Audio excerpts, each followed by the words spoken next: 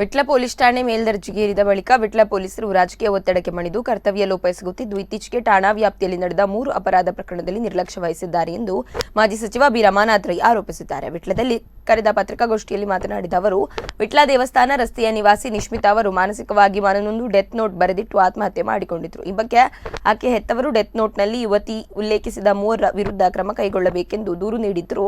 50 ದಿನಗಳ ಬಳಿಕ ಪ್ರಕರಣ ದಾಖಲಿಸಿಕೊಂಡಿದ್ದು ಈ ಬಗ್ಗೆ ಇದುವರೆಗೂ ತನಿಖೆ ಕೈಗೊಂಡಿಲ್ಲ. ಬಡ ಕುಟುಂಬದ ಹೆಣ್ಮಕ್ಕಳು ಪ್ರಾಣ ಕಳೆದುಕೊಂಡರೂ ಅವರಿಗೆ ನ್ಯಾಯ ಒದಗಿಸಿಕೊಡದ ಇಂತಹ ಪೊಲೀಸ್ ಠಾಣೆ ಜನರಿಗೆ ಅಗತ್ಯವಿದೆಯಾ ಎಂದು ಖಡಕ್ ಆಗಿ ಪ್ರಶ್ನಿಸಿದ್ದಾರೆ.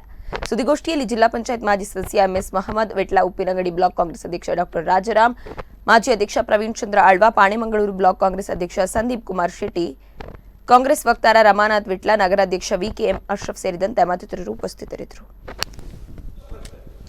ಆ ಪೊಲೀಸ್ ಸ್ಟೇಷನ್ ಇವರಲ್ಲಿ ಬೇಕಾ? ಪೊಲೀಸ್ ಸ್ಟೇಷನ್ ಕರೆದು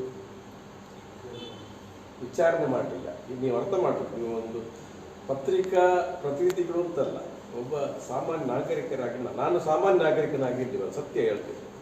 ನಾನು ಅವರು ಯಾರು ಏನು ಎತ್ತ ಅಂತ ನಾನು ಅವ್ರು ಕೇಳಿದ್ದೀನಿ. ನೀವು ಯಾರು, ನೀವು ಯಾವ ಪೈಕಿಯವರು, ನೀವು ಮುಖ್ಯವಾಗಿ ಅವಳು ಹೆಂಗಸು, ಅವರು ಕೂಲಿ ಕೆಲಸಕ್ಕೆ ಹೋಗ್ಬೋದು, ಬಡಪಾಯಿಗಳು, ಪಾಪದವರು, ಅವ್ರಿಗೆ ಯಾರು ಹಿಂದೆ ಮುಂದೆ ಇಲ್ಲ.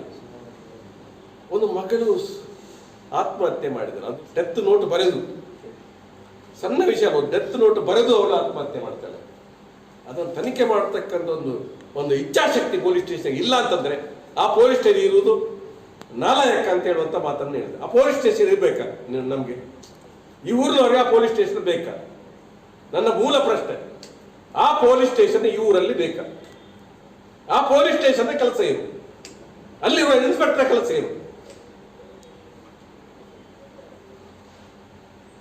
ಇದನ್ನ ನಾನು ತಮ್ಮ ಪತ್ರಿಕೆಯ ಮಾಧ್ಯಮದ ಮೂಲಕ ನಾನು ಇದನ್ನು ಖಂಡಿಸ್ತೇನೆ. ಈ ತರ ಹೋದ್ರೆ ಈ ಒಂದು ಪೊಲೀಸ್ ಸ್ಟೇಷನ್ ವ್ಯಾಪ್ತಿಯಲ್ಲಿ ಮುಂದಕ್ಕೆ ಏನು ಅನಾಹುತ ಆಗ್ಬೋದು. ಯಾಕೆಂದ್ರೆ ನಮ್ಮಲ್ಲಿ ಬಂಟ್ವಾಳದಲ್ಲಿ ಒಂದು ದಾರಿ ಹೋಗ್ಕರನ್ನು ಸಾಯಿಸ್ತಾರೆ, ಹರೀಶ್ ಪೂಜಾರಿ. ಇದಕ್ಕೊಂದು ಉದಾಹರಣೆ ಹೇಳಿ, ಅದರ ಉದ್ದೇಶ ಬೇರೆ. ಯಾರು ದಾರಿ ಹೋಗ್ಕರನ್ನು ಹತ್ಯೆ ಆಗ್ತದೆ,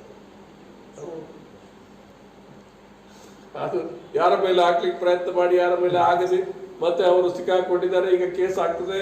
ಅದು ಆದರೆ ಒಂದು ಮಾತು ಹೇಳ್ತೇನೆ, ಇಲ್ಲಿ ನಮ್ಮ CD ನಾಗರಾಜ್ ಇನ್ಸ್ಪೆಕ್ಟರ್ ಇದ್ದರು, ಒಂದು ಸಬ್ ಇನ್ಸ್ಪೆಕ್ಟರ್ ಇಲ್ಲಿ ಸ್ಟೇಷನ್ ಹೌಸ್ನಲ್ಲಿ ಇದ್ದಾಗ ನನಗೆ ಒಂದು ರೀತಿಯಲ್ಲಿ ಕಾನೂನು ಸುವ್ಯವಸ್ಥೆ